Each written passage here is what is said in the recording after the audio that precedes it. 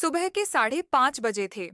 नोएडा का सबसे महंगा school, royal Cambridge international academy, अपनी ऊंची दीवारों और चमचमाते गेट के साथ खड़ा था। यहाँ पढ़ते थे सिर्फ बड़े बिजनेसमैन, राजनेताओं और अफसरों के बच्चे। गेट के बाहर रोज की तरह लग्जरी गाड़ियों की लाइन थी, लेक्सस, जैगवार और रेंज रोवर। लेकिन उसी गेट से कुछ दूर, नाले के पास, एक दुबला सा बच्चा कूड़े में झुका हुआ था। उसका नाम अमन था। किसने रखा था, उसे नहीं पता। कब से इस शहर में है, उसे नहीं पता। उसके कपड़े इतने पुराने थे कि रंग पहचान में नहीं आते थे। पैरों में अलग अलग चप्पल, हाथों में कूड़े से निकली बोतलें और आंखों में एक अजीब सी शांति। लोग उसे कबाड़ी का बच्चा कहकर भगाते थे, लेकिन कोई नहीं जानता था वह जमीन पर जो अजीब अजीब रेखाएं बनाता था वो गणित के पैटर्न थे।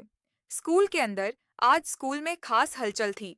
देश के प्रसिद्ध गणितज्ञ डॉ समीर मल्होत्रा आए हुए थे। आईआईटी बॉम्बे से पढ़े, विदेशों में रिसर्च कर चुके।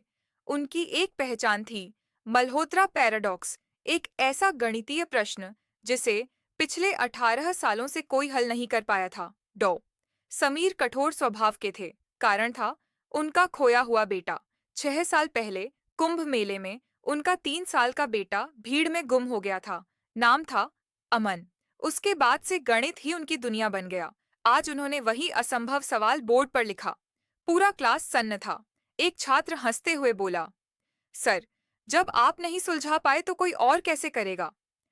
बाहर खड़ा बच्चा उसी समय गेट के बाहर कूड़ा बीन रहा। अमन खिड़की से झांक रहा था। बोर्ड पर लिखे चिन्ह उसे डरावने नहीं लगे। उसे लगा जैसे कोई पुरानी पहचानी भाषा हो, जैसे सवाल उससे कह रहा हो, मुझे समझो। चौकीदार ने डांटकर उसे भगा दिया, लेकिन सवाल उसके दिमाग में अटक गया।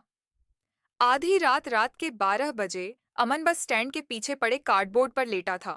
भूख थी, ठंड थी, लेकिन दिमाग में सिर्फ वही सवाल। वह उठा, धीरे धीरे स्कूल पहुंचा, टूटी दीवार से अंदर घुसा। क्लासरूम में हल्की लाइट पड़ रही थी। उसने चौक उठाई और लिखना शुरू किया। घंटों तक वह बच्चा नहीं था, वह संख्याओं से बात कर रहा था। सुबह होने से पहले बोर्ड भर चुका था। नीचे एक छोटा सा उत्तर, बहुत साधारण। अगली सुबह डॉ समीर जैसे ही क्लास में आए, उनके हाथ से फाइल गिर गई। सवाल हल हो चुका था। इतना सुंदर, इतना साफ। सीसीटीवी देखा गया। एक छोटा सा बच्चा, कचरा बीनने वाला, नाम अमन, सच्चाई डॉ समीर उसे ढूंढते हुए झुग्गियों तक पहुंचे।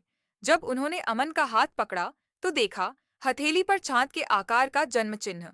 ठीक वही निशान उनके बेटे के हाथ पर था। डीएनए टेस्ट हुआ, रिपोर्ट आई, 100% मैच। अंत जिस बच्चे को दुनिया ने कूड़ा समझा, वही एक दिन अपने पिता की जिंदगी का सबसे बड़ा सवाल हल कर गया और साबित कर दिया, काबिलियत कपड़ों की मोहताज नहीं होती। किस्मत चाहे जहां छुपा दे, हुनर रास्ता ढूंढ ही लेता है।